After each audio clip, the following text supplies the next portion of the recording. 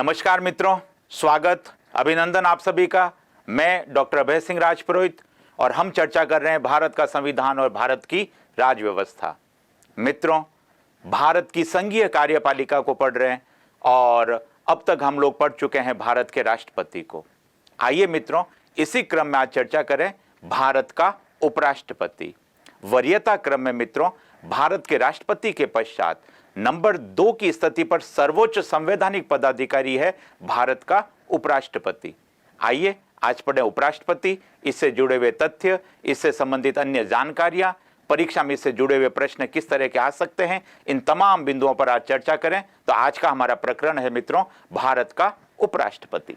तो चलिए आज का हमारा विषय, तो बिना किसी भूमिका के सीधे हमारे टॉपिक पर आ जाएं, उपराष्ट्रपति वाइस प्रेसिडेंट। और उपराष्ट्रपति के बारे में एक दो सामान्य सी बातें जान लें कि अगर आपसे पूछे कि यह पद किस देश के संविधान से प्रेरित है, तो हमारा जवाब होगा कि उपराष्ट्रपति का पद अमेरिकी संविधान से प्रेरित है। यानी अमेरिका के संविधान की भांति भारत में भी एक उपराष्ट्रपति के पद का प्रावधान किया गया है। उपराष्ट्रपति से संबंधित जो भारत के संविधान में अनुच्छेद है मित्रों, भारत के संविधान में उपराष्ट्रपति के पद से संबंधित अनुच्छेद है अनुच्छेद 63, आर्टिकल 63 से लेकर और अनुच्छेद 70 तक। मोटे तौर पे ये सारे के सारे अनुच्छेद है उपराष्ट्रपति के संबंध में।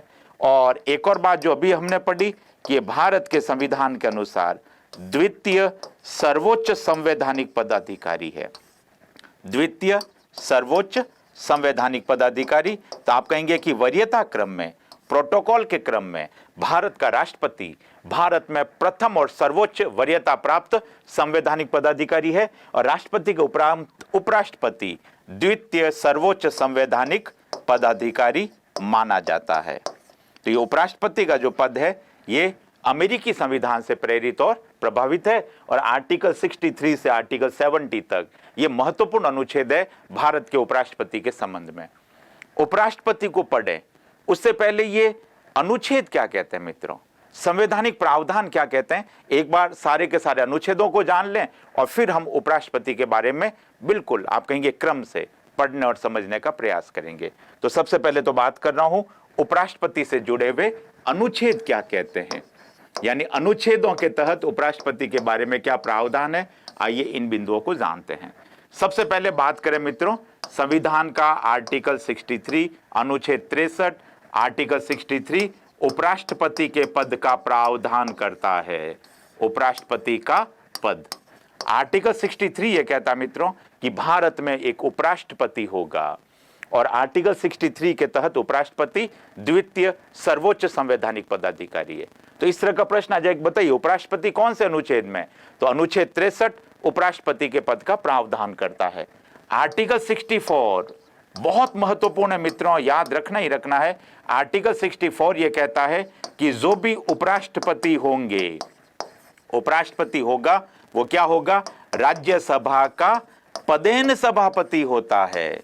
उपराष्ट्रपति राज्यसभा का पदेन सभापति होता है, एक्स ऑफिसियो चेयरमैन। इसका मतलब देखिए ये लाइन बड़ी महत्वपूर्ण है मित्रों। भारत में वास्तव में उपराष्ट्रपति का उपराष्ट्रपति के रूप में किसी दायित्व और कर्तव्य के निर्वहन का प्रावधान नहीं है मित्रों। भारत का जो उपराष्ट्रपति है वास्तव में वो राज्यसभा का सभापति है, वो राज्यसभा की कार्यवाही का संचालन करता है। इसका मतलब जो काम लोकसभा में लोकसभा का अध्यक्ष करेगा वो ही काम राज्यसभा में राज्यसभा के सभापति के रूप में उपराष्ट्रपति करेगा। तो उपराष्ट्रपति व्यक्ति एक है मित्रों, पद दो है उसके पास। दो पद कौन कौन से हैं, तो आप कहेंगे कि यह व्यक्ति भारत का उपराष्ट्रपति भी है और यह व्यक्ति राज्यसभा का सभापति भी है। तो उपराष्ट्रपति ही राज्यसभा का सभापति होता है और जैसे ही कोई व्यक्ति उपराष्ट्रपति बनता है वो स्वतः राज्यसभा का सभापति बन जाता है। उसको राज्यसभा का सभापति बनने के लिए अलग से कोई नियुक्ति का प्रावधान नहीं है, अलग से किसी शपथ का प्रावधान नहीं है, अलग से किसी पृथक निर्वाचन का भी कोई प्रावधान नहीं है। तो क्या समझे हम इस बात को कि जैसे ही कोई व्यक्ति उपराष्ट्रपति नियुक्त या निर्वाचित होता है तुरंत वह राज्यसभा का सभापति भी बन जाता है, क्योंकि उपराष्ट्रपति ही राज्यसभा का सभापति होता है। इसलिए शब्द आपने क्या लिखा, उपराष्ट्रपति राज्यसभा का पदेन सभापति होता है। यानी जैसे ही उपराष्ट्रपति बनेगा ये स्वतः राज्यसभा का सभापति कहलाएगा, और जैसे ही उपराष्ट्रपति के पद से त्यागपत्र देंगे, उपराष्ट्रपति के पद से हटेंगे, उसी वक्त ये सभापति के पद से भी हट जाते हैं स्वतः। तो उपराष्ट्रपति राज्यसभा के पदेन सभापति होते हैं। तो उपराष्ट्रपति भी है, ये राज्यसभा का सभापति भी है। आर्टिकल 64 ऐसा कहता है। चलिए इसी क्रम में अगला अनुच्छेद देखें। आर्टिकल 65 क्या कहता है? अनुच्छेद 65। आर्टिकल 65 ये कहता है कि जैसे ही राष्ट्रपति का पद रिक्त होगा, राष्ट्रपति का पद रिक्त कब होता है मित्रों? जब भी ये शब्द आता है ना पद रिक्त, एक बार इस लाइन को लिख लें। आर्टिकल 65 ये कहता है कि राष्ट्रपति का पद रिक्त होने पर, पद रिक्त होने पर क्या होगा? उपराष्ट्रपति को बना दिया जाएगा कार्यवाहक राष्ट्रपति। राष्ट्रपति का पद रिक्त होने पर उपराष्ट्रपति द्वारा क्या करेंगे? उपराष्ट्रपति राष्ट्रपति के रूप में कर्तव्यों का निर्वहन करेंगे। तो उपराष्ट्रपति द्वारा राष्ट्रपति के रूप में कार्य करना। इसका मतलब देखिए, कोई भी पद रिक्त कब होता है? मान लीजिए भारत के राष्ट्रपति ने अपने पद से त्यागपत्र दे दिया है, मान लीजिए भारत के राष्ट्रपति का पद पर रहते देहांत हो गया हो, मान लिया भारत के राष्ट्रपति को महाभियोग लगाकर पद से हटा दिया गया है, ऐसी स्थिति में वो पद रिक्त माना जाता है मित्रों। और जैसे ही राष्ट्रपति का पद रिक्त होगा तब उपराष्ट्रपति बन जाएंगे कार्यवाहक राष्ट्रपति। ऐसी स्थिति में उपराष्ट्रपति भी होंगे और यही उपराष्ट्रपति कार्यवाहक राष्ट्रपति के रूप में भी कर्तव्यों और दायित्वों का निर्वहन करेंगे। कब तक? अभी हम पढ़ेंगे, अधिकतम 6 माह तक, क्योंकि 6 माह के भीतर भीतर नए राष्ट्रपति का चुनाव हो जाएगा। तो ये कार्यवाहक राष्ट्रपति के रूप में भी कार्य करेंगे। संविधान का आर्टिकल 65 ऐसा कहता है। चलिए अगला अनुच्छेद देखें। अनुच्छेद 66 में आर्टिकल 66 उपराष्ट्रपति हेतु योग्यताओं का प्रावधान करता है मित्रों। उपराष्ट्रपति पद के लिए क्या योग्यताएं होगी, इसके साथ ही साथ उपराष्ट्रपति का निर्वाचन कैसे होगा, तो ये योग्यता क्या हो, निर्वाचन कैसे होगा, ये सब आर्टिकल 66 में लिखा हुआ है। अभी इसकी चर्चा करेंगे। आर्टिकल 67 अनुच्छेद 67 में राष्ट्रपति, माफ करें, उपराष्ट्रपति के कार्यकाल का प्रावधान है कि उपराष्ट्रपति का कार्यकाल यानी पदावधि कब तक रहेगी, उपराष्ट्रपति अपना त्यागपत्र कब और किसे देंगे, उपराष्ट्रपति को पद से हटाने की प्रक्रिया क्या होगी, पद से हटाने की विधि या प्रक्रिया। तो आर्टिकल 67 यह कहता है उपराष्ट्रपति का कार्यकाल, उपराष्ट्रपति का त्यागपत्र, उपराष्ट्रपति को पद से हटाने की प्रक्रिया, ये सारी की सारी बातें आ जाएगी मित्रों आर्टिकल 67 के अंदर। अभी इसकी भी चर्चा करेंगे। आर्टिकल 68, आर्टिकल 68 यह कहता है मित्रों कि यदि उपराष्ट्रपति का पद रिक्त हो गया है, उपराष्ट्रपति का पद रिक्त हो गया है तो क्या होगा, तो यहां लिखा हुआ कि यथाशीघ्र नया निर्वाचन होगा, नया चुनाव होगा, यथाशीघ्र नया निर्वाचन। इसका मतलब अभी आपने क्या पढ़ा कि यदि राष्ट्रपति का पद रिक्त हो गया है तो उपराष्ट्रपति को कार्यवाहक राष्ट्रपति बना दिया जाता है, परंतु यदि उपराष्ट्रपति का पद रिक्त हो गया हो तो क्या कार्यवाहक उपराष्ट्रपति बनेगा क्या उसके एवज में? नहीं बनेगा मित्रों। भारत के संविधान में कार्यवाहक उपराष्ट्रपति के पद का प्रावधान नहीं है। तो इस बात को वापस से समझ लें। आर्टिकल 68 क्या कहता है कि यदि उपराष्ट्रपति का पद रिक्त हो गया हो तो क्या होगा, यथाशीघ्र नए चुनाव होंगे, नया निर्वाचन होगा, परंतु कभी भी कोई भी कार्यवाहक उपराष्ट्रपति नहीं बनेगा, यह कहता है आर्टिकल 68। और एक अनुच्छेद और जान ले मित्रों, आर्टिकल 69 यह कहता है उपराष्ट्रपति हेतु शपथ का प्रावधान, कि जब उपराष्ट्रपति अपना पद धारण करेंगे तब क्या शपथ लेंगे, वो शपथ लिखी हुई 69 में। और अंतिम अनुच्छेद उपराष्ट्रपति से जुड़ा हुआ है आर्टिकल 70, और आर्टिकल 70 यह कहता है कि आकस्मिक दशाओं में उपराष्ट्रपति क्या काम करेंगे।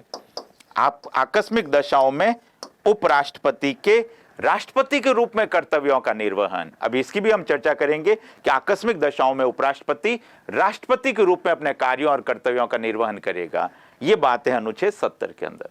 तो ये कुछ महत्वपूर्ण अनुच्छेद है मित्रों, याद रखने ही रखने हैं। अनुच्छेद 63 उपराष्ट्रपति के पद का प्रावधान करता है मित्रों, अनुच्छेद 64 यह कहता है कि उपराष्ट्रपति ही राज्यसभा के सभापति होंगे, यानी उपराष्ट्रपति राज्यसभा का पदेन सभापति होता है। आर्टिकल 65 यह कहता है कि राष्ट्रपति का पद रिक्त होने पर उपराष्ट्रपति को कार्यवाहक राष्ट्रपति के रूप में कार्य करना होगा। आर्टिकल 66 उपराष्ट्रपति की योग्यता और उपराष्ट्रपति के निर्वाचन संबंधी प्रावधान करते हैं। आर्टिकल 67 उपराष्ट्रपति का कार्यकाल, उपराष्ट्रपति का त्याग पत्र और उपराष्ट्रपति को पद से हटाने की प्रक्रिया का प्रावधान करता है। आर्टिकल 68 यह कहता है कि यदि उपराष्ट्रपति का पद रिक्त हो जाए तो यथाशीघ्र नया निर्वाचन होगा। आर्टिकल 69 उपराष्ट्रपति की शपथ का प्रावधान करता है और अनुच्छेद 70 आकस्मिक दशाओं में उपराष्ट्रपति द्वारा राष्ट्रपति के रूप में कर्तव्यों का निर्वहन, इसके संबंध में प्रावधान किए गए हैं। तो ये तो हो गई मित्रों संवैधानिक उपबंध कि संविधान के अनुच्छेदों में उपराष्ट्रपति के बारे में क्या प्रावधान है। आइए अब क्रम से और बहुत ही सामान्य और सरल तरीके से उपराष्ट्रपति को पढ़ने और समझने का प्रयास करते हैं। तो आइए सबसे पहले प्रकरण को प्रारंभ करें। उपराष्ट्रपति पद हेतु योग्यता। हम अनुच्छेद 66 की बात कर रहे हैं। आर्टिकल 66 संविधान का अनुच्छेद 66 क्या कहता है कि उपराष्ट्रपति बनने के लिए क्या योग्यता हो। बहुत ही सामान्य सी योग्यता है। नंबर 1 पहली योग्यता तो क्या कहती है कि भारत का नागरिक हो, यानी उपराष्ट्रपति का पद या चुनाव उससे पूर्व आपको क्या होगा, भारत का नागरिक होना जरूरी है। नंबर 1 भारत का नागरिक हो। दूसरा आयु संबंधी प्रावधान है कि 35 वर्ष की आयु पूर्ण कर चुका हो। देखिए बिल्कुल राष्ट्रपति की भांति है, 35 वर्ष की आयु पूर्ण कर चुका हो। इसका मतलब आपकी आयु 35 साल पूरी हो चुकी हो, 36वें वर्ष में आपने प्रवेश कर लिया हो। अधिकतम आयु कितनी हो इसका कोई प्रावधान नहीं है। देखिए केवल न्यूनतम आयु का प्रावधान है, अधिकतम आयु कितनी ऐसा कोई प्रावधान नहीं है। यहां पर शैक्षिक योग्यता का भी कोई प्रावधान नहीं है मित्रों, कितना पढ़ा लिखा हो ऐसा भी नहीं है, कितनी संतान हो संतान संबंधी भी कोई योग्यता नहीं है। तो क्या योग्यताएं लिखी, भारत का नागरिक होना चाहिए, कम से कम 35 साल की आयु पूरी कर चुका हो। तीसरी योग्यता क्या कहती है, राज्यसभा का सदस्य बनने की योग्यता रखता हो। राज्यसभा का सदस्य बनने की योग्यता रखता हो। ऐसा नहीं लिखा कि राज्यसभा का सदस्य हो, क्या लिखा है, सदस्य बनने की योग्यता धारण करता हो।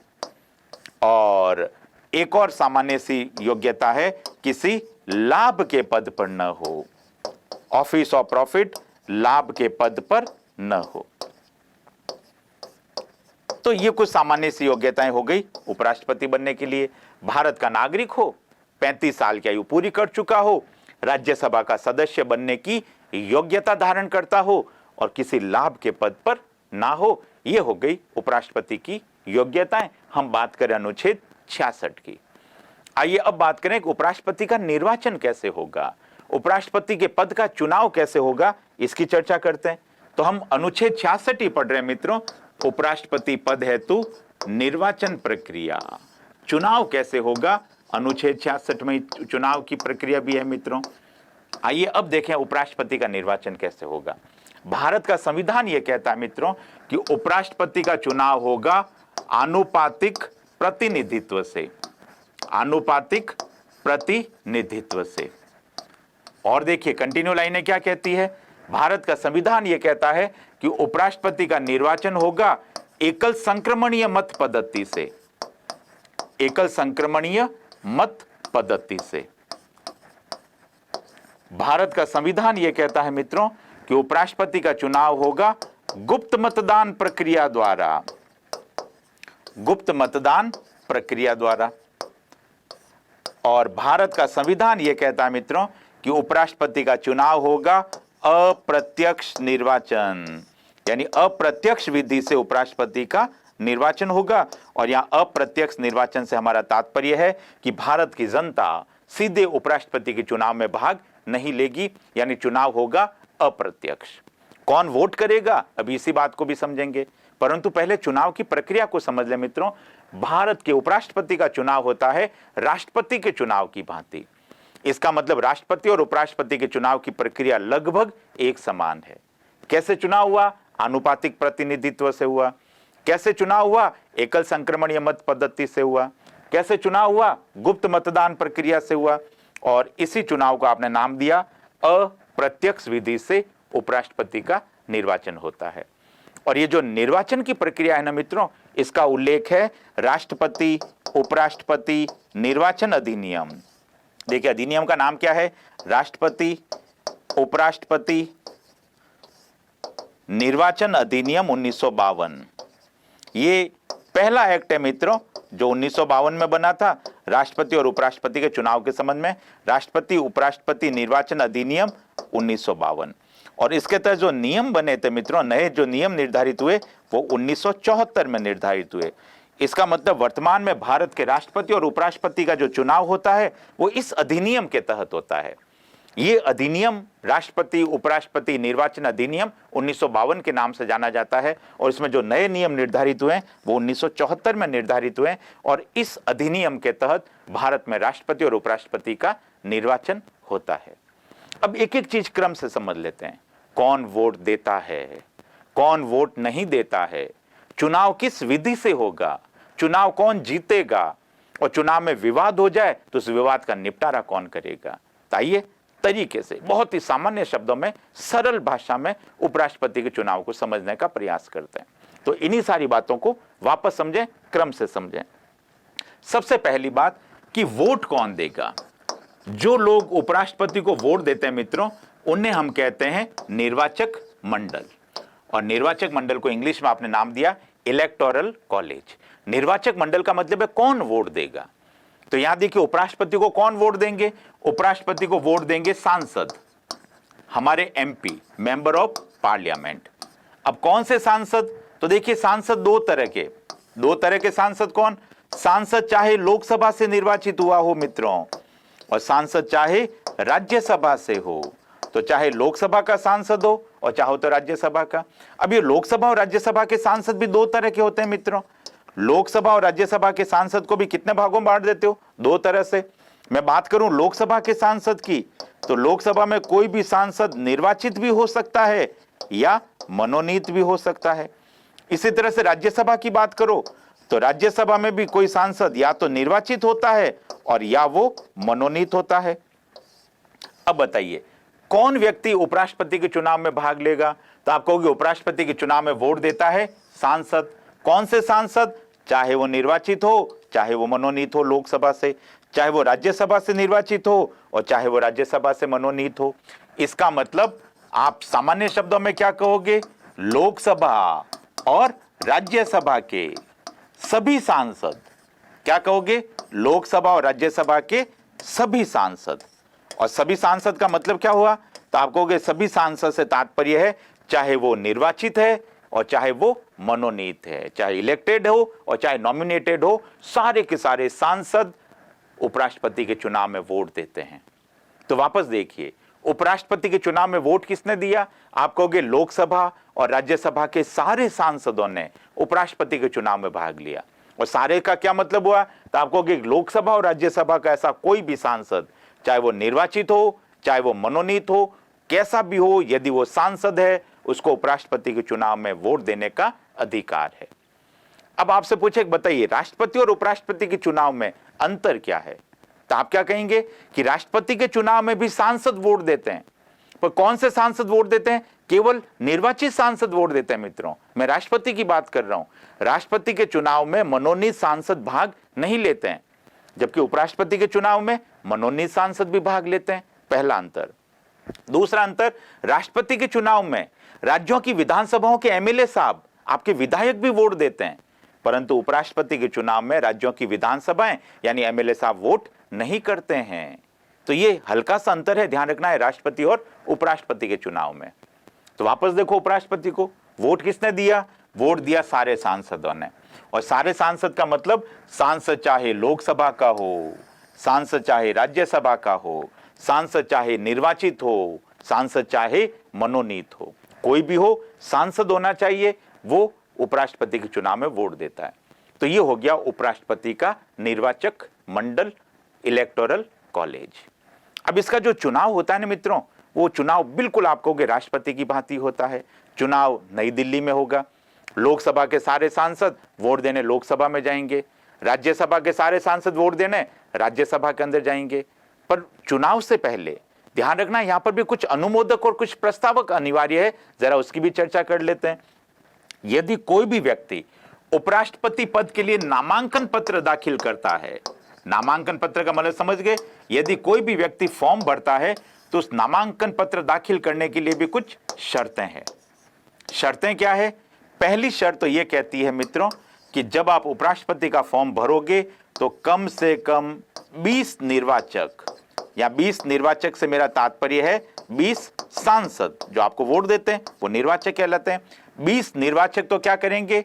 आपके नाम का प्रस्ताव रखेंगे, यानी प्रस्तावक के कॉलम में साइन करेंगे।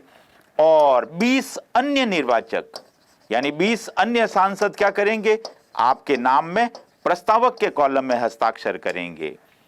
प्रस्तावक और अनुमोदक, माफ करें, अनुमोदक के कॉलम में हस्ताक्षर करेंगे।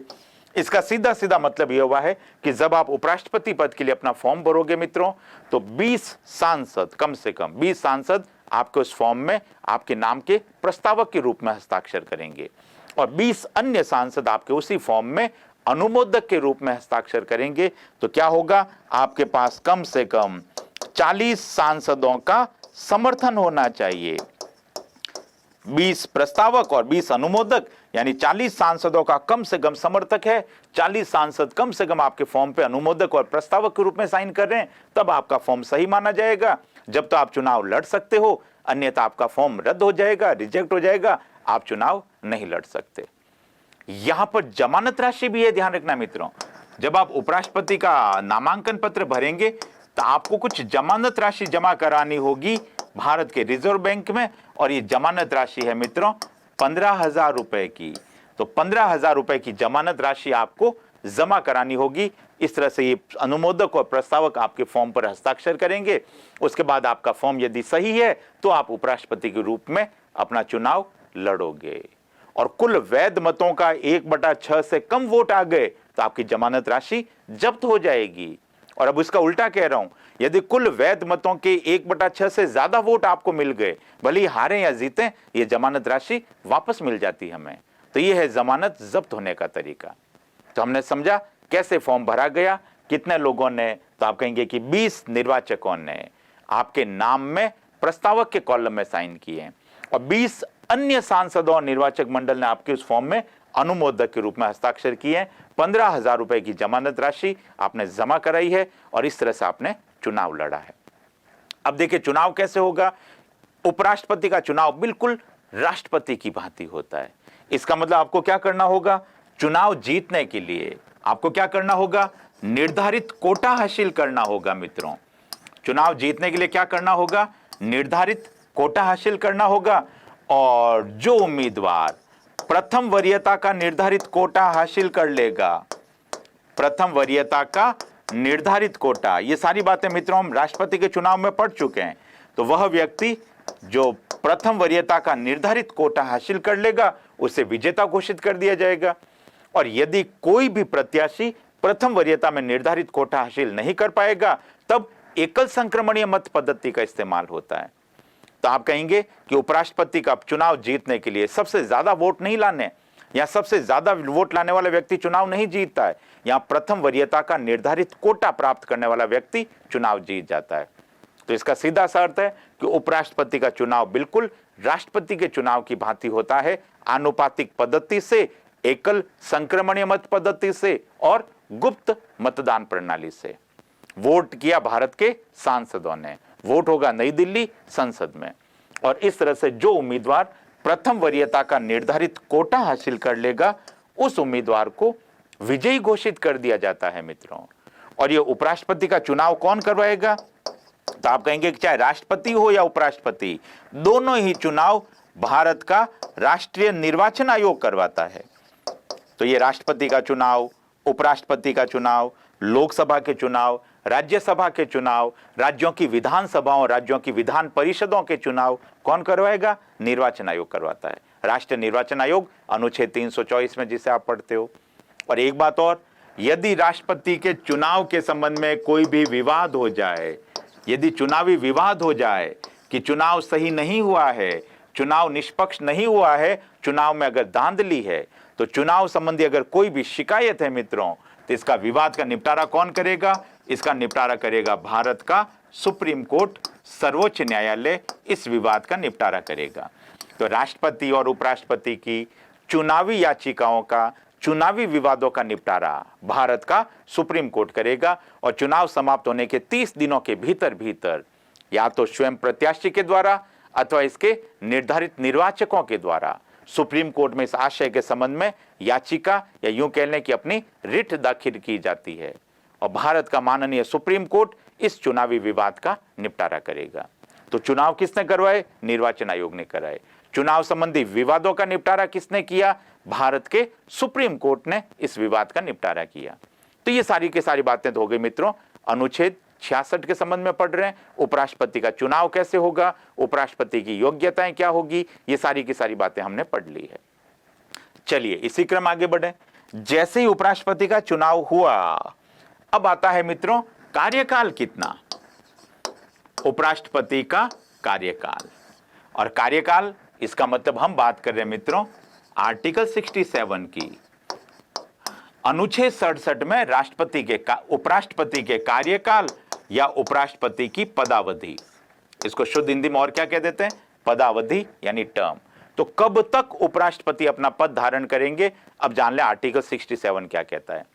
आर्टिकल 67 यह कहता है मित्रों कि जिस दिन उपराष्ट्रपति शपथ ग्रहण करेंगे, शपथ ग्रहण से मेरा तात्पर्य है पद ग्रहण करेंगे, तो जिस दिन भी उपराष्ट्रपति अपना पद ग्रहण करेंगे उस दिन से लेकर 5 वर्ष तक उपराष्ट्रपति अपना पद धारण करते हैं। अर्थात वापस देखें, पद ग्रहण करने की तिथि से अगले 5 सालों तक उपराष्ट्रपति अपना पद धारण करेंगे। इसको मैं दूसरे तरीके से समझा देता हूं मित्रों।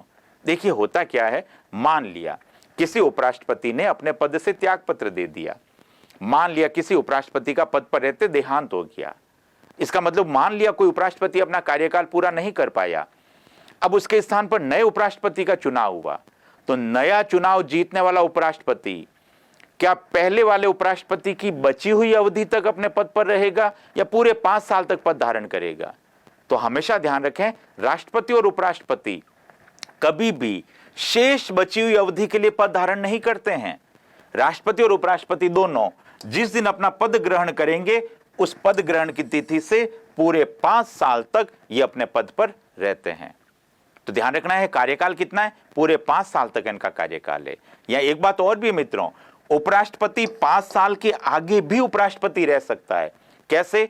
तो संविधान ये कहता है कि जब तक नया उपराष्ट्रपति न नियुक्त हो जाए, इसका मतलब जब तक नए उपराष्ट्रपति का चुनाव नहीं हो जाएगा, इसका नया उत्तराधिकारी निर्धारित नहीं हो जाएगा, तब तक पहले वाला उपराष्ट्रपति अपने पद पर बना रहेगा। तो वापस देखो, कार्यकाल में आपने क्या पढ़ा?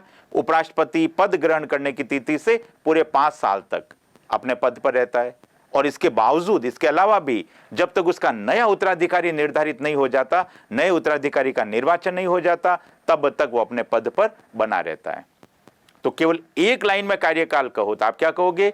ये पद ग्रहण करने की तिथि से 5 वर्ष तक अथवा अपने नए उत्तराधिकारी के निर्वाचित होने तक अपना पद धारण करता है, अपना पद ग्रहण करता है। तो ये हो गया मित्रों उपराष्ट्रपति का कार्यकाल। हम बात कर रहे हैं आर्टिकल 67 की।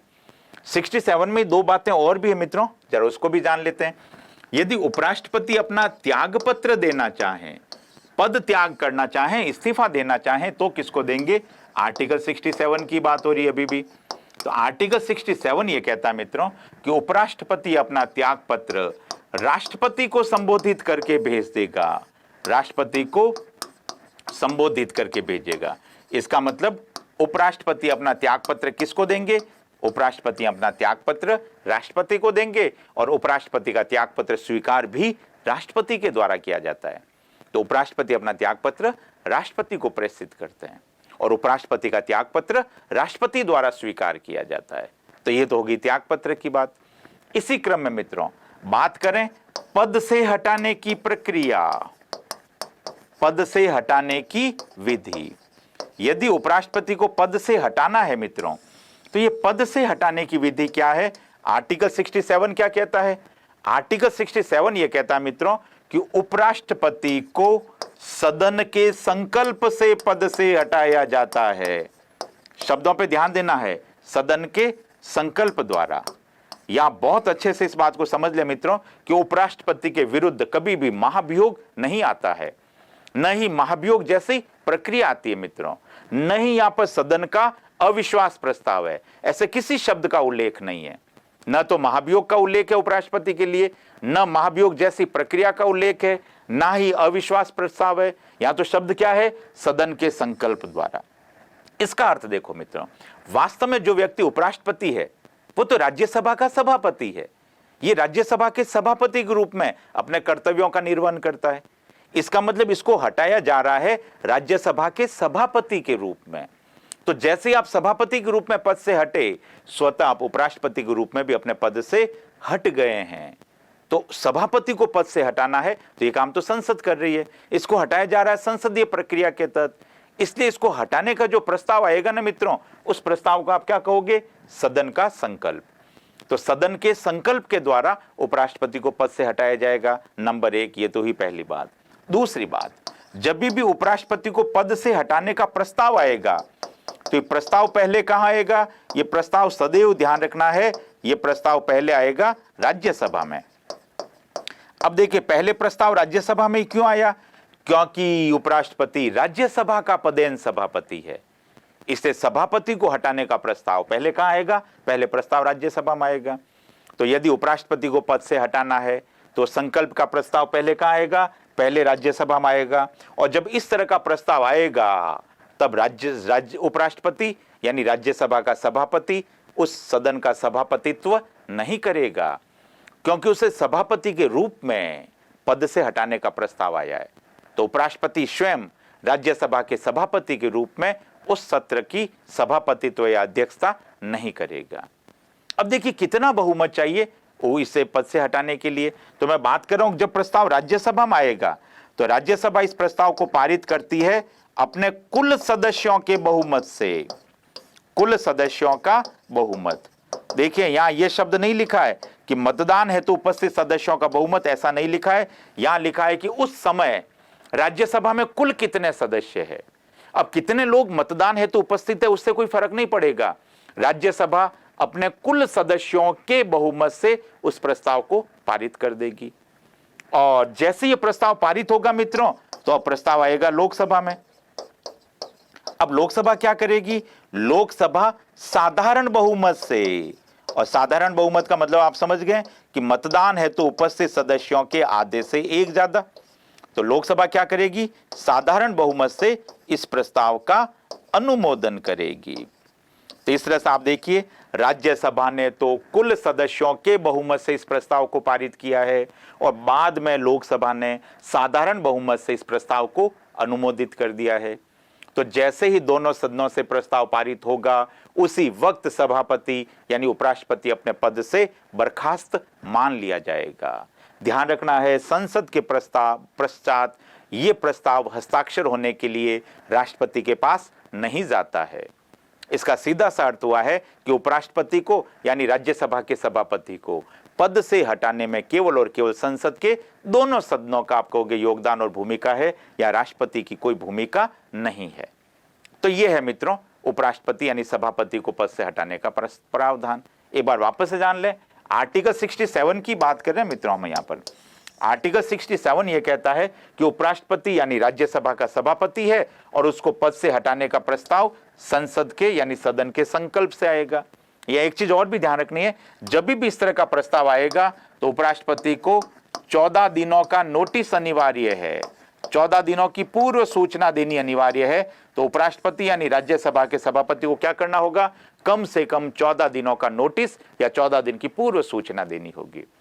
उसके बाद प्रस्ताव आएगा मित्रों राज्यसभा में। ये संकल्प प्रस्ताव आया राज्यसभा में, राज्यसभा में चर्चा होगी मित्रों, बहस होगी, मतदान होगा और राज्यसभा कुल सदस्यों के बहुमत से इस प्रस्ताव को पारित करेगी। तत्पश्चात प्रस्ताव आएगा लोकसभा में और लोकसभा अपने साधारण बहुमत से इस प्रस्ताव को अनुमोदित कर देगी और इस तरह से वो उपराष्ट्रपति यानी राज्यसभा का सभापति अपने पद से बर्खास्त मान लिया जाएगा। मित्रों, भारत के इतिहास में अब तक एक भी बार किसी भी उपराष्ट्रपति को यानी राज्यसभा के सभापति को इस तरह से सदन द्वारा नहीं हटाया गया है। तो कोई सदस्य नहीं हटा है, पर ध्यान रखना है यह है हटाने की प्रक्रिया। तो हमने बात की मित्रों अनुच्छेद 66 उपराष्ट्रपति की योग्यता और निर्वाचन कैसे होगा। हमने बात की मित्रों आर्टिकल 67 की कि उपराष्ट्रपति कब तक अपना पद धारण करेगा, उपराष्ट्रपति अपना त्यागपत्र किसे देंगे और उपराष्ट्रपति को पद से हटाने की प्रक्रिया क्या है। ये सारी बातें हमने जानी आर्टिकल 67 में। चलिए इसी क्रम में शपथ के बारे में भी जान लें कि उपराष्ट्रपति जब अपना पद ग्रहण करेंगे तो पद ग्रहण करने से पूर्व क्या करते हैं, शपथ लेते हैं।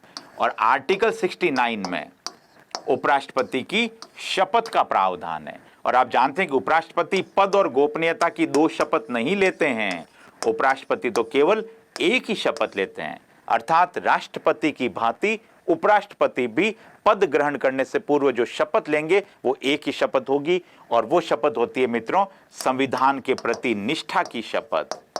इस शपथ को आप क्या कहोगे, ये शपथ कहलाती है संविधान के प्रति निष्ठा।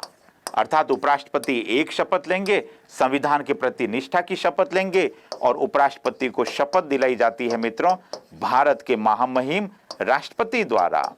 तो भारत के महामहिम राष्ट्रपति उपराष्ट्रपति को शपथ दिलाते हैं, अथवा उपराष्ट्रपति की एवज माफ करें अथवा राष्ट्रपति की अनुपस्थिति में राष्ट्रपति द्वारा नियुक्त और निर्धारित कोई अन्य व्यक्ति भी उपराष्ट्रपति को शपथ दिला सकता है। तो वापस देखिए, उपराष्ट्रपति को शपथ किसने दिलाई, उपराष्ट्रपति को शपथ दिलाई है राष्ट्रपति ने। उपराष्ट्रपति कितनी शपथ लेते हैं, केवल एक ही शपथ लेते हैं संविधान के प्रति निष्ठा की। राष्ट्रपति की अनुपस्थिति में राष्ट्रपति द्वारा निर्धारित अन्य कोई व्यक्ति भी उपराष्ट्रपति को शपथ दिला सकते हैं। तो यह है आर्टिकल 69 जो उपराष्ट्रपति की शपथ का प्रावधान या शपथ का उल्लेख करता है। अब मित्रों जरा वेतन भत्तों के बारे में भी जान लें। उपराष्ट्रपति के लिए वेतन का प्रावधान, उपराष्ट्रपति को कितना वेतन मिलेगा मित्रों, यह वेतन संसद के द्वारा निर्धारित होता है। यह वेतन निर्धारित होता है मित्रों संसद के द्वारा। तो राष्ट्रपति उपराष्ट्रपति वेतन भत्ता अधिनियम, और इसके तहत राष्ट्रपति और उपराष्ट्रपति के वेतन भत्ते निर्धारित होते हैं। और ये वेतन और भत्तों में वृद्धि का काम निर्धारण कौन करेगा, भारत की संसद करेगी। वर्तमान में को मित्रों 4 लाख रुपए मासिक वेतन मिलता है उपराष्ट्रपति महोदय को, मासिक वेतन। इसके अलावा उपराष्ट्रपति को भत्ते भी मिलते हैं जो संसद द्वारा देय और निर्धारित होते हैं, और इनके अलावा उपराष्ट्रपति को पेंशन का भी प्रावधान है। तो ये वेतन भत्ते और पेंशन ये संसद द्वारा निर्धारित किए जाते हैं, और उपराष्ट्रपति के कार्यकाल के दौरान इनके वेतन और भत्तों में कटौती नहीं की जा सकती। मित्रों एक चीज और जान ले मित्रों, ये जो वेतन और भत्ते मिले हैं उपराष्ट्रपति को, वेतन और भत्ते ये आप कहेंगे संचित निधि से दिए जाते हैं, भारत की संचित निधि से देय होंगे, और संचित निधि पर नियंत्रण रहता है मित्रों लोकसभा का। तो 4 लाख रुपए मासिक वेतन, इसके अलावा भत्ते और पेंशन भी मिलती है, और वेतन और भत्ते भारत की यानी संघ की संचित निधि से देय होंगे। वेतन और भत्तों में वृद्धि का काम निर्धारण कौन करेगा, भारत की संसद निर्धारित करेगी, और कार्यकाल के दौरान इनके वेतन भत्तों में कटौती नहीं की जा सकती। ये कुछ प्रावधान है मित्रों वेतन और भत्तों के संबंध में। तो हमने आज बात की मित्रों भारत के उपराष्ट्रपति के संबंध में, और आर्टिकल 63, 64, 65, 66, 67 को पढ़ा है मित्रों। 68 को भी जान लें। संविधान का अनुच्छेद 68 अभी हमने चर्चा की है कि यदि उपराष्ट्रपति का पद रिक्त हो जाए, ध्यान रखना है मित्रों, उपराष्ट्रपति का यदि पद रिक्त हो जाता है तब यहां पर 2 प्रावधान है। यदि उपराष्ट्रपति का कार्यकाल पूरा हो गया मित्रों 5 साल का, तब इसका कार्यकाल पूरा होने से पूर्व ही नए उपराष्ट्रपति का यानी इसके उत्तराधिकारी का चुनाव करवा लिया जाता है। या यहां पर यह भी हो सकता है मित्रों, यदि उपराष्ट्रपति ने समय से पहले अपना पद त्याग दिया है, यदि उपराष्ट्रपति का कार्यकाल पर देहांत हो गया है यानी ऑन ड्यूटी डेथ हो गई है, ऐसी स्थिति में किसी को भी कार्यवाहक उपराष्ट्रपति नहीं बनाया जाता है। ऐसी स्थिति में यथाशीघ्र नया निर्वाचन होगा, नया चुनाव होगा। एक बात और जान लेते हैं मित्रों, ये जो उपराष्ट्रपति है ये कार्य क्या करते हैं। उपराष्ट्रपति के कार्य, भारत के संविधान में वास्तव में उपराष्ट्रपति है तो पृथक से किसी कार्य का कोई प्रावधान नहीं है। उपराष्ट्रपति के लिए पृथक से कोई कार्य नहीं है। वास्तव में उपराष्ट्रपति तो राज्यसभा का पदेन सभापति है। ये जो भी काम करते हैं ये राज्यसभा के पदेन सभापति के रूप में काम करते हैं। तो भारत के संविधान में उपराष्ट्रपति के लिए दो प्रकार के कार्यों का प्रावधान है। आइए दोनों ही कार्य जान लेते हैं। पहला कार्य तो है मित्रों जो आर्टिकल 65 में लिखा हुआ है। आर्टिकल 65 क्या कहता है? आर्टिकल 65 ये कहता है मित्रों कि यदि राष्ट्रपति का पद रिक्त हो जाए, यदि राष्ट्रपति का पद रिक्त हो जाए, और पद रिक्त हो जाए का मतलब हम पढ़ चुके हैं मित्रों कि यदि राष्ट्रपति ने अपने पद से त्यागपत्र दे दिया है, यदि राष्ट्रपति का देहांत निधन हो गया है, यदि राष्ट्रपति को पद से हटा दिया गया है, ऐसी स्थिति में राष्ट्रपति का पद रिक्त माना जाएगा। और जैसे ही राष्ट्रपति का पद रिक्त होगा तो अब ये जो उपराष्ट्रपति है मित्रों, ये उपराष्ट्रपति क्या बन जाएंगे? इन उपराष्ट्रपति महोदय को बना दिया जाएगा भारत का कार्यवाहक राष्ट्रपति।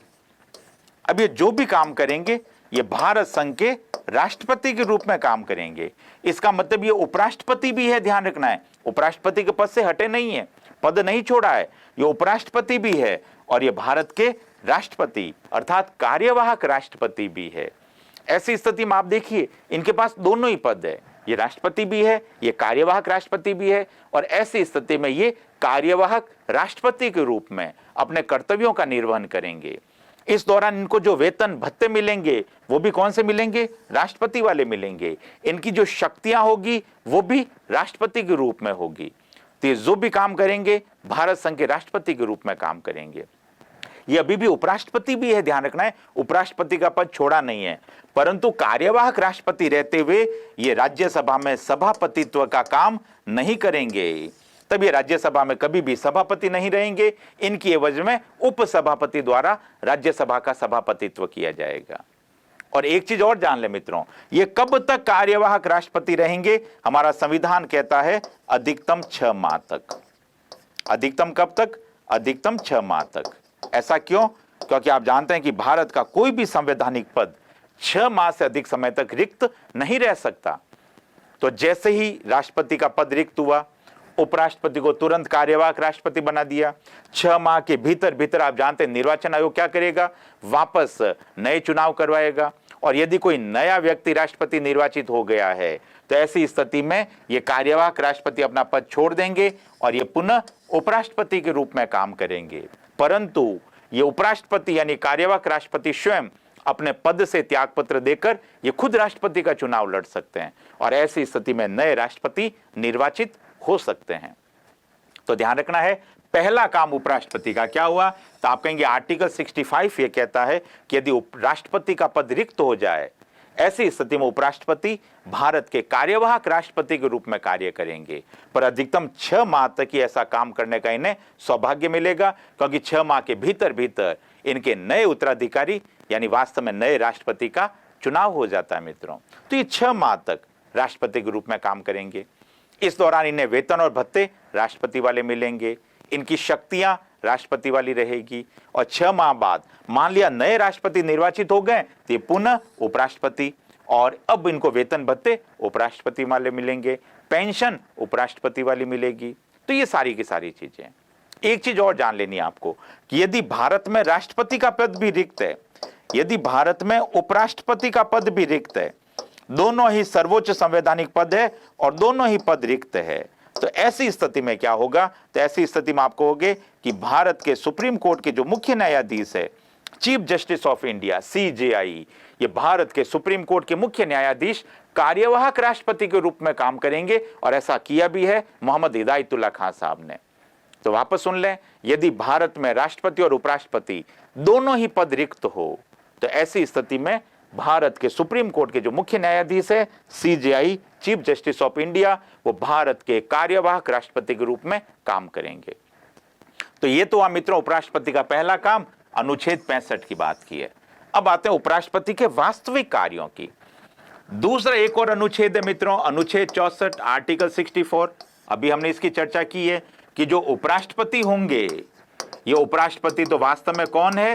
ये उपराष्ट्रपति तो वास्तव में है राज्यसभा के सभापति, राज्यसभा के सभापति। इसका मतलब उपराष्ट्रपति वास्तव में जो भी काम करते हैं ये राज्यसभा के सभापति के रूप में काम कर रहे हैं। उपराष्ट्रपति को जो वेतन भत्ते मिल रहे हैं मित्रों, ये वेतन भत्ते भी किस रूप में मिल रहे हैं? ये वेतन भत्ते भी इन्हें सभापति के रूप में मिल रहे हैं।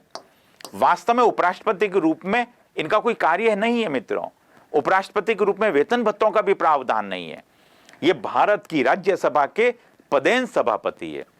इनका कार्य है राज्यसभा की सभापतित्व करना, और इनको जो वेतन भत्ते और पेंशन मिल रहे हैं ये भी राज्यसभा के सभापति के रूप में मिल रहे हैं। इसका मतलब ये है उपराष्ट्रपति का वास्तविक काम कि उपराष्ट्रपति राज्यसभा के पदेन सभापति है। अब आप देखिए उपराष्ट्रपति क्या काम करेंगे, तो आप कहोगे जब कभी भी राज्यसभा की कार्यवाही संचालित होगी तो राज्यसभा की कार्यवाही का सभापतित्व यानी राज्यसभा की कार्यवाही का संचालन कौन करेंगे? ये सभापति यानी उपराष्ट्रपति करेंगे। राज्यसभा में नियम, शांति, व्यवस्था निर्धारित करने का काम ये सभापति करेंगे। राज्यसभा में सदस्यों, राजनीतिक दलों के बैठने का स्थान, बैठने की सीट और बैठने का क्रम ये सभापति निर्धारित करेंगे।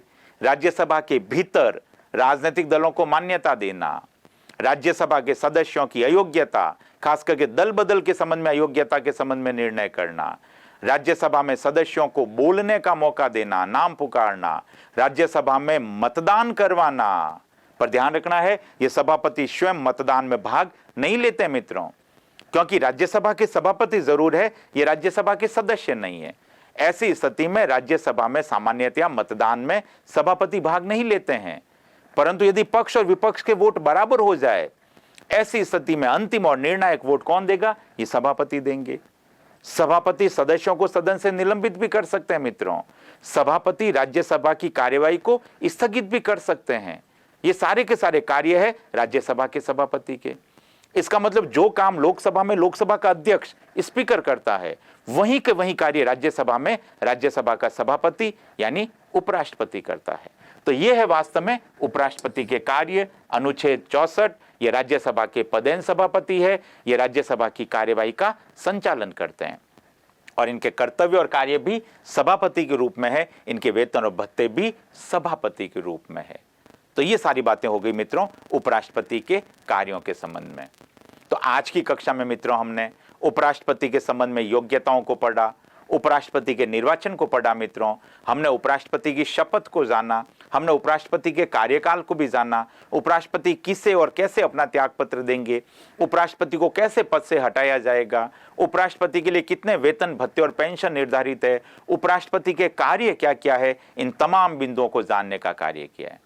चलते चलते कुछ महत्वपूर्ण तथ्य और जान ले मित्रों, भारत के राष्ट्रपतियों को भी जान लेते हैं, क्योंकि परीक्षा में कई बार इस तरह के बहुत सारे तथ्य बहुतायत रूप से पूछ लिए जाते हैं।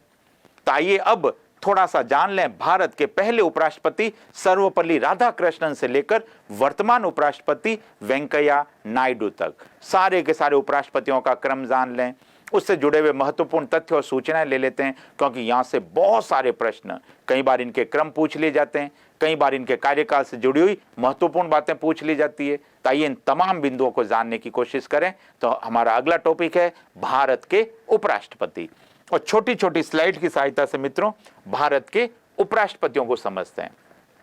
पहले उपराष्ट्रपति मित्रों सर्वपल्ली राधाकृष्णन, भारत के पहले उपराष्ट्रपति। और आप जानते हैं 1952 में उपराष्ट्रपति का पहला चुनाव हुआ और 1952 में भारत के पहले उपराष्ट्रपति बने मित्रों सर्वपल्ली राधाकृष्णन। 1952 से 1957 तक पूरे 5 साल तक उपराष्ट्रपति रहे। 1957 में पुनः दूसरी बार उपराष्ट्रपति निर्वाचित हुए और 1962 तक लगातार, तो आप देखिए लगातार 2 कार्यकाल हेतु यानी लगातार 10 वर्षों तक भारत के उपराष्ट्रपति रहे सर्वपल्ली राधाकृष्णन। तो कार्यकाल 1952 से लेकर 1962 तक लगातार 2 कार्यकाल के लिए। इनका कोई राजनीतिक दल नहीं था मित्रों, ये गैर राजनीतिक थे। हालांकि ये कांग्रेस के समर्थन से उपराष्ट्रपति निर्वाचित हुए, परंतु ये कांग्रेस के सदस्य नहीं थे मित्रों। आप जानते हैं ये तो महान शिक्षक और दार्शनिक थे, इसलिए इनके दल में हमने क्या लिखा, ये गैर राजनीतिक उपराष्ट्रपति बने। और कितनी रोचक बात है, 2 बार उपराष्ट्रपति बने और दोनों ही बार आप देखिए निर्विरोध उपराष्ट्रपति निर्वाचित हुए, यानी दोनों ही बार कोई भी कैंडिडेट इनके सामने नहीं था। तो लगातार 2 बार उपराष्ट्रपति और दोनों ही बार निर्विरोध उपराष्ट्रपति निर्वाचित हुए। ये भारत के एकमात्र ऐसे उपराष्ट्रपति, मित्रों ध्यान रखें, जो लगातार 2 बार निर्विरोध निर्वाचित हुए हैं। हालांकि इसके अलावा भी मोहम्मद हामिद अंसारी साहब लगातार 2 बार निर्वाचित हुए हैं, पर वो निर्विरोध निर्वाचित नहीं हुए। तो लगातार 2 बार उपराष्ट्रपति और दोनों ही बार निर्विरोध निर्वाचित उपराष्ट्रपति। और 1962 में ये उपराष्ट्रपति के पद का इनका कार्यकाल समाप्त हुआ। उसके बाद ये भारत के राष्ट्रपति बन गए। तो भारत के पहले उपराष्ट्रपति और भारत के दूसरे राष्ट्रपति कौन बने? राधाकृष्णन। और एक रोचक बात और देखिए, डॉक्टर राजेंद्र प्रसाद की बीमारी के कारण, मैं बात कर रहा हूं 1961 की, 1961 में भारत के राष्ट्रपति थे मित्रों डॉक्टर राजेंद्र प्रसाद, उस समय उपराष्ट्रपति थे राधाकृष्णन। और डॉक्टर राजेंद्र प्रसाद अपनी बीमारी के इलाज के लिए विदेश यात्रा पर गए और ऐसी स्थिति में कार्यवाहक राष्ट्रपति के रूप में कार्य किसने किया? तो आप देखिए, कार्यवाहक राष्ट्रपति के रूप में काम किया डॉक्टर राधाकृष्णन ने। इसके अलावा डॉक्टर राजेंद्र प्रसाद की 15 दिनों की सोवियत संघ की यात्रा के दौरान भी सर्वपल्ली राधाकृष्णन कार्यवाहक राष्ट्रपति के रूप में कार्य किया। तो उपराष्ट्रपति रहते हुए भी ये कार्यवाहक राष्ट्रपति रहे। क्यों? जब डॉक्टर राजेंद्र प्रसाद बीमार रहे और जब डॉक्टर राजेंद्र प्रसाद ने सोवियत संघ की यात्रा की, तो उस दौरान देखिए, तो डॉक्टर राजेंद्र प्रसाद की बीमारी के कारण डॉक्टर राधाकृष्णन ने जुलाई 1961 से दिसंबर 1961 तक राष्ट्रपति के रूप में कार्य किया। ये कुछ बातें हो गई मित्रों भारत के पहले उपराष्ट्रपति डॉक्टर सर्वपल्ली राधाकृष्णन। तो 2 बार उपराष्ट्रपति, दोनों ही बार निर्विरोध उपराष्ट्रपति, और उसके बाद भारत के राष्ट्रपति बने। चलें अगले उपराष्ट्रपति की चर्चा करें मित्रों। राधाकृष्णन के बाद अगले उपराष्ट्रपति बने मित्रों डॉक्टर जाकिर हुसैन साहब। 1962 से लेकर 1967 तक, यानी एक कार्यकाल के लिए 5 वर्षों के लिए भारत के उपराष्ट्रपति बने डॉक्टर जाकिर हुसैन साहब। और डॉक्टर जाकिर हुसैन कांग्रेस से संबद्ध थे, तो इनका दल आपने लिखा है भारतीय राष्ट्रीय कांग्रेस। इनके सामने जो उम्मीदवार खड़ा हुआ मित्रों, प्रमुख उम्मीदवार और जिनको इन्होंने पराजित किया, उस उम्मीदवार का नाम था NC सामंत सिंह। और ये प्रथम अल्पसंख्यक अर्थात प्रथम मुस्लिम उपराष्ट्रपति थे। और जब इनका उपराष्ट्रपति का कार्यकाल समाप्त हुआ तो 1967 में आप जानते हैं ये भारत के राष्ट्रपति बन गए। तो उपराष्ट्रपति भी रहे और कालांतर में भारत के राष्ट्रपति भी रहे। इस तरह के प्रश्न अक्सर परीक्षा में आते हैं मित्रों। कौन उपराष्ट्रपति है जो राष्ट्रपति बने? ऐसे कितने उपराष्ट्रपति हैं जो कालांतर में राष्ट्रपति नहीं बने? इस तरह के प्रश्न अक्सर परीक्षा में पूछ लिए जाते हैं। आइए जाकिर हुसैन के बाद अगले उपराष्ट्रपति की चर्चा करें। अगले उपराष्ट्रपति थे मित्रों वीवी गिरी, जो 1967 से 69 तक, यानी लगभग 2 वर्षों तक भारत के उपराष्ट्रपति रहे। क्यों वीवी गिरी पूरे 5 साल उपराष्ट्रपति नहीं रहे? आइए इसका कारण भी समझ लें, पर उससे पहले सामान्य से जानकारी समझ लें। वीवी गिरी पूरा नाम है इनका वराहगिरी वेंकटगिरी। पूरा नाम क्या है इनका? इनका पूरा नाम है मित्रों वराहगिरी वेंकटगिरी। वीवी गिरी हमने कहा वराहगिरी और वेंकटगिरी। और 67 से 69 तक इनकी पार्टी है भारतीय राष्ट्रीय कांग्रेस, और जिस प्रमुख उम्मीदवार को इन्होंने हराया वो थे प्रोफेसर हबीब खान, जो इनके सामने पराजित हुए। अब देखिए हुआ क्या, जिस समय वीवी गिरी उपराष्ट्रपति थे मित्रों, उस समय डॉक्टर जाकिर हुसैन भारत के राष्ट्रपति थे। लेकिन आप जानते हैं कि डॉक्टर जाकिर हुसैन साहब का राष्ट्रपति के पद से देहांत हो गया पद पर रहते हुए। तो जब राष्ट्रपति का पद रिक्त हो गया, ऐसी स्थिति में उपराष्ट्रपति वीवी गिरी इन्हें बना दिया गया कार्यवाहक राष्ट्रपति। तो पहला वह उपराष्ट्रपति जो कार्यवाहक राष्ट्रपति रहा, कौन? वीवी गिरी। और उसके बाद तो आप जानते हैं वीवी गिरी ने चुनाव लड़ा और विधिवत रूप से चुनाव जीतकर भारत के राष्ट्रपति बन गए। तो आप देखिए वीवी गिरी उपराष्ट्रपति भी रहे, वीवी गिरी कार्यवाहक राष्ट्रपति भी रहे, और वीवी गिरी भारत संघ के विधिवत निर्वाचित राष्ट्रपति भी रहे। और इसलिए इन्होंने उपराष्ट्रपति का पद त्याग दिया क्योंकि राष्ट्रपति निर्वाचित हो गए। तो आपने देखिए क्या लिखा, तत्कालीन राष्ट्रपति डॉक्टर जाकिर हुसैन के निधन के कारण उपराष्ट्रपति वीवी गिरी कार्यवाहक राष्ट्रपति बने। उसके बाद इन्होंने उपराष्ट्रपति के पद से त्यागपत्र दे दिया और भारत के राष्ट्रपति निर्वाचित हो गए। तो ये कार्यवाहक राष्ट्रपति भी रहे और ये विधिवत राष्ट्रपति भी रहे। तो ये थे वीवी गिरी। इसलिए वीवी गिरी ने उपराष्ट्रपति का पद छोड़ दिया, पद त्याग दिया और ये राष्ट्रपति निर्वाचित हो गए। चलें अगले उपराष्ट्रपति के बारे में जान लें। वीवी गिरी के पश्चात अगले जो उपराष्ट्रपति बने मित्रों, गोपाल स्वरूप पाठक, GS पाठक, 69 से लेकर 74 तक पूरे 5 साल के लिए उपराष्ट्रपति रहे और ये गैर राजनीतिक थे। हालांकि कांग्रेस के समर्थन से उपराष्ट्रपति बने मित्रों, परंतु ये कांग्रेस के सदस्य नहीं थे, ये भी शिक्षाविद थे। इन्होंने जिस प्रमुख उम्मीदवार को हराया वो थे HK कामत, जो इनके सामने पराजित हुए।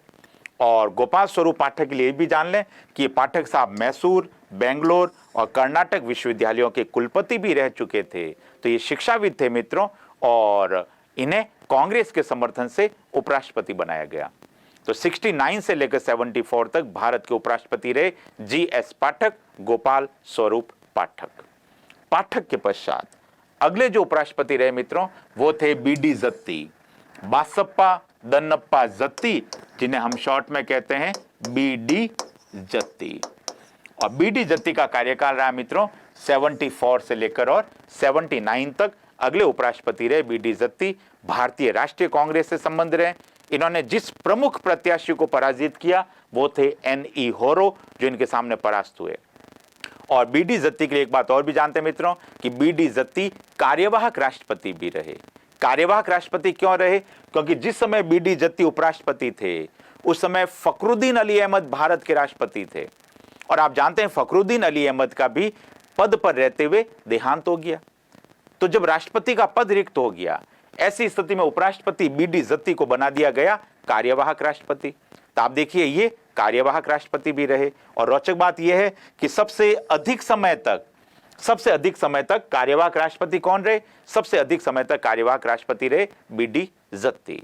तो BD जत्ती जो उपराष्ट्रपति भी रहे, BD जत्ती जो सबसे लंबे समय तक कार्यवाहक राष्ट्रपति रहे, ये खास बात हो गई।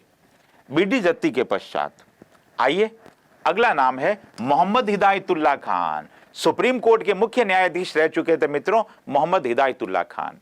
और आप जानते हैं कि जिस समय वीवी गिरी राष्ट्रपति का चुनाव लड़ रहे थे, आप जानते हैं उस समय भारत में राष्ट्रपति और उपराष्ट्रपति दोनों ही पद रिक्त थे, क्योंकि राष्ट्रपति डॉक्टर जाकिर हुसैन साहब देहांत हो गया। उपराष्ट्रपति वीवी गिरी जो कार्यवाहक राष्ट्रपति भी है, और वीवी गिरी ने राष्ट्रपति का चुनाव लड़ने के लिए अपने दोनों ही पदों से त्यागपत्र दे दिया। अर्थात उस समय राष्ट्रपति का पद भी रिक्त और उपराष्ट्रपति का पद भी रिक्त। ऐसी स्थिति में उस समय सुप्रीम कोर्ट के जो मुख्य न्यायाधीश थे मित्रों मोहम्मद हिदायतुल्लाह खान, उन्हें कार्यवाहक राष्ट्रपति बनाया जा चुका था। और फिर ये मोहम्मद हिदायतुल्लाह खान उपराष्ट्रपति भी रहे। तो 79 से लेकर और 84 तक उपराष्ट्रपति कौन रहे? मोहम्मद हिदायतुल्लाह। ये गैर राजनीतिक क्यों है? तो आप कहेंगे कि सुप्रीम कोर्ट के सेवानिवृत्त न्यायाधीश थे और इन्हें बनाया गया उपराष्ट्रपति।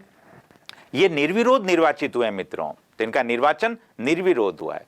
और ये बात हम पढ़ ही चुके हैं, ये सुप्रीम कोर्ट के मुख्य न्यायाधीश भी रह चुके थे और ये 2 बार कार्यवाहक राष्ट्रपति रहे।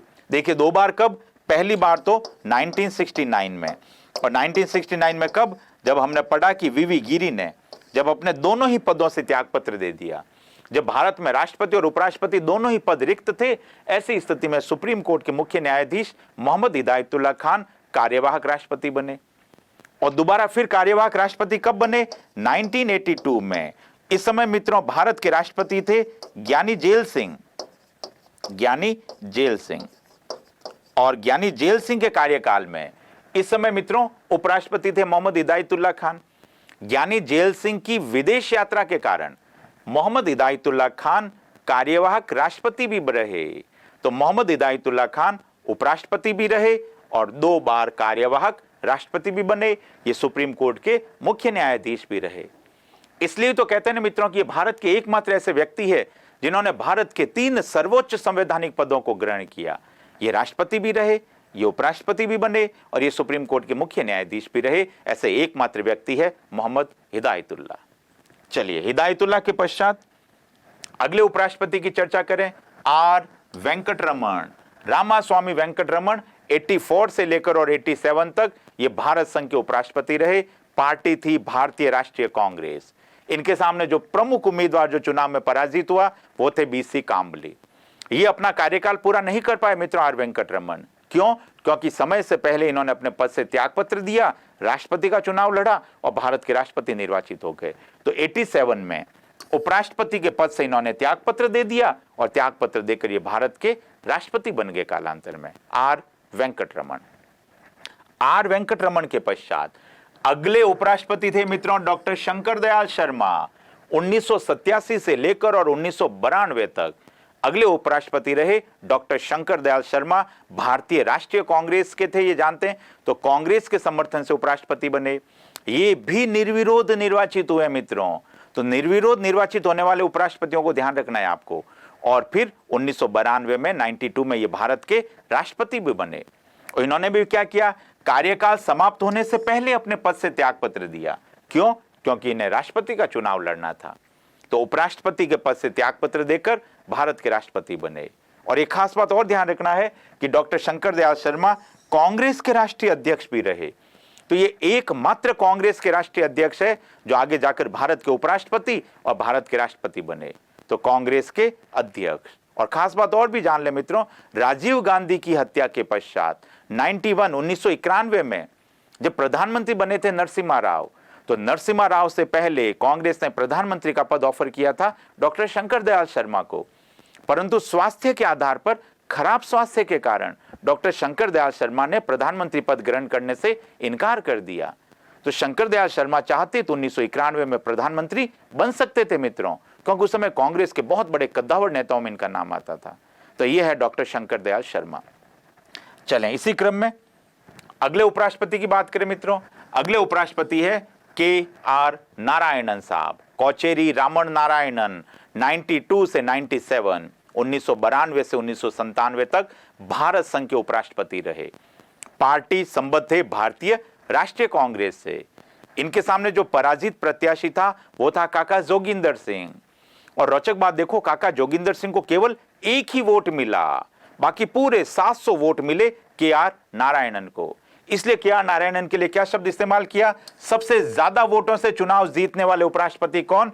के.आर. नारायणन। 700 वोट मिले के.आर. नारायणन को और काका जोगिंदर सिंह को केवल एक वोट मिला। तो सबसे ज्यादा वोटों से उपराष्ट्रपति निर्वाचित होने वाले व्यक्ति है के.आर. नारायणन। और 1997 में भारत के राष्ट्रपति बने।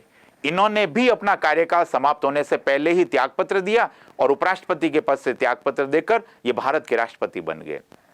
तो 97 उपराष्ट्रपति के पश्चात भारत के राष्ट्रपति बने के.आर. नारायणन। कोचेरी रामन नारायणन के पश्चात अगले उपराष्ट्रपति मित्रों डॉक्टर कृष्णकांत साहब। डॉक्टर कृष्णकांत 97 से लेकर और 2002 तक ये उपराष्ट्रपति रहे। ये जनता दल से थे मित्रों, क्योंकि ये जो कार्य दौर था मित्रों, आप जानते हैं भारत में गठबंधन सरकारों का दौर था। तो जनता दल के प्रत्याशी, यूं कह लो जनता दल और कांग्रेस के संयुक्त समर्थन से डॉक्टर कृष्णकांत भारत के उपराष्ट्रपति बने। और इनके सामने जो पराजित प्रत्याशी थे वो थे सुरजीत सिंह बरनाला। इनका पद पर रहते हुए निधन हुआ मित्रों, ध्यान रखें। और ये एकमात्र ऐसे उपराष्ट्रपति है, ध्यान रखना है, एकमात्र उपराष्ट्रपति है जिनका पद पर रहते देहांत हुआ है। या आंध्र प्रदेश के पूर्व में राज्यपाल भी रह चुके थे। तो ये कुछ बातें हो गई डॉक्टर कृष्णकांत के लिए। ये कालांतर में राष्ट्रपति नहीं बन पाए, ध्यान रखना है। डॉक्टर कृष्णकांत के पश्चात अगले उपराष्ट्रपति भैरों सिंह शेखावत। Bhairon Singh Shekhawat, party Bharatiya Janata party. तो भारतीय जनता पार्टी से संबद्ध रहे भैरों सिंह शेखावत। राजस्थान के मुख्यमंत्री भी रहे मित्रों 3 बार और ये उपराष्ट्रपति बने। और इनके सामने जो पराजित प्रत्याशी था कांग्रेस के सुशील कुमार शिंदे को परास्त करके ये उपराष्ट्रपति बने। ये राजस्थान के मुख्यमंत्री भी रहे। इन्होंने भी मित्रों कार्यकाल समाप्त होने से पहले ही उपराष्ट्रपति के पद से त्यागपत्र दिया। इन्होंने राष्ट्रपति का चुनाव लड़ा प्रतिभा देवी सिंह पाटिल के सामने, लेकिन भैरों सिंह शेखावत चुनाव हार गए, ये राष्ट्रपति नहीं बन पाए। तो भैरों सिंह शेखावत ने भी उपराष्ट्रपति के पद से त्यागपत्र दिया समय से पहले राष्ट्रपति का चुनाव लड़ने के लिए। भैरों सिंह शेखावत के पश्चात अगले उपराष्ट्रपति मित्रों मोहम्मद हामिद अंसारी साहब। 2007 से 2017 तक, इसका मतलब लगातार 2 कार्यकाल। बताइए हुए ना, लगातार कितने कार्यकाल? लगातार 2 कार्यकाल। और लगातार 10 वर्षों हेतु भारत के उपराष्ट्रपति। इसका मतलब भारत में 2 ही ऐसे उपराष्ट्रपति हुए मित्रों जिन्होंने लगातार 2 कार्यकाल पूरे किए। एक तो पहले उपराष्ट्रपति सर्वपल्ली राधाकृष्णन और एक मोहम्मद हामिद अंसारी, जिन्होंने पूरे 2 कार्यकाल किए, 10 वर्षों हेतु भारत के उपराष्ट्रपति रहे। हामिद अंसारी साहब का दल था भारतीय राष्ट्रीय कांग्रेस, ये कांग्रेस से संबद्ध रहे मित्रों। जब 2007 में उपराष्ट्रपति बने, उस समय इन्होंने चुनाव में पराजित किया नजमा हेपतुल्ला को, जो भारतीय जनता पार्टी के समर्थन से इनके सामने चुनाव में खड़ी हुई। और जब दूसरी बार पुनः उपराष्ट्रपति पद का चुनाव लड़ा, तब इन्होंने भारतीय जनता पार्टी के जसवंत सिंह जसोल को चुनाव में परास्त किया। तो 2 बार इन्होंने चुनाव में किसको हराया? नजमा हेपतुल्ला और जसवंत सिंह जसोल को परास्त करके ये लगातार 2 कार्यकाल हेतु उपराष्ट्रपति बने मित्रों। ये भारतीय विदेश सेवा से संबंध रहे मित्रों मोहम्मद हामिद अंसारी, और ये पूर्व में राजदूत भी रह चुके थे। और एक खास बात और देखिए, इन्होंने 3 राष्ट्रपतियों के साथ काम किया। तो कभी इस तरह का प्रश्न आ जाए कि वह उपराष्ट्रपति जिसने सर्वाधिक राष्ट्रपतियों के साथ रहकर काम किया या सर्वाधिक राष्ट्रपति के अधीन काम किया, तो जवाब होगा मोहम्मद हामिद अंसारी, जिन्होंने 3 राष्ट्रपतियों का कार्यकाल देखा उपराष्ट्रपति रहते हुए। चलिए, हामिद अंसारी के पश्चात अंतिम और वर्तमान उपराष्ट्रपति में नाम आएगा एम वेंकैया नायडू। 2017 11 अगस्त 2017 ये उपराष्ट्रपति निर्वाचित हुए और तब से लेकर वर्तमान तक ये भारत संघ के उपराष्ट्रपति है। इनकी पार्टी है मित्रों भारतीय जनता पार्टी। तो इसका सीधा सा अर्थ हुआ है कि भारतीय जनता पार्टी से अब तक 2 व्यक्ति उपराष्ट्रपति बन चुके हैं, वेंकैया नायडू और भैरों सिंह शेखावत। इन्होंने जिस उम्मीदवार को हराया, कांग्रेस के उम्मीदवार गोपाल कृष्ण गांधी इनके सामने उपराष्ट्रपति पद के प्रत्याशी थे, उन्हें परास्त करके वेंकैया नायडू उपराष्ट्रपति बने। ये पूर्व में कैबिनेट मंत्री भी रह चुके थे भारतीय जनता पार्टी की तरफ से मोदी सरकार में। और एक खास बात और, 2002 से 2004 तक ये बीजेपी के राष्ट्रीय अध्यक्ष भी रहे। तो बीजेपी का एकमात्र राष्ट्रीय अध्यक्ष जो उपराष्ट्रपति बने वेंकैया नायडू। कांग्रेस के एकमात्र राष्ट्रीय अध्यक्ष जो उपराष्ट्रपति बने डॉक्टर शंकर दयाल शर्मा साहब। तो यह है भारत के वर्तमान उपराष्ट्रपति वेंकैया नायडू। आपको इन सारे उपराष्ट्रपतियों को याद रखना मित्रों, इनका क्रम याद रखना है, इनका कार्यकाल याद रखना है। और खास बात यह है कि इनमें से कितने ऐसे उपराष्ट्रपति है जो कालांतर में राष्ट्रपति बने, कितने ऐसे उपराष्ट्रपति है जो कार्यवाहक राष्ट्रपति बने, कितने ऐसे उपराष्ट्रपति है जो राष्ट्रपति नहीं बन पाए, कितने उपराष्ट्रपति है जो बीजेपी से संबद्ध रहे, कौन उपराष्ट्रपति थे जो गैर राजनीतिक थे। इस तरह के प्रश्न भी परीक्षा में अक्सर पूछ लिए जाते हैं। तो आशा है मित्रों आज की हमारी कक्षा, आज का हमारा ये वीडियो लेक्चर आपके लिए काफ़ी उपयोगी और काफ़ी परीक्षोपयोगी साबित हुआ होगा। तो आज अपनी बात को यहीं समाप्त करें मित्रों। आगामी कक्षा में राजनीति विज्ञान के फिर किसी एक नए प्रकरण के साथ फिर से हम इसी कक्षा में नई रोचक और ज्ञानवर्धक जानकारियां ग्रहण करेंगे। तब तक के लिए धन्यवाद, नमस्कार, जय हिंद।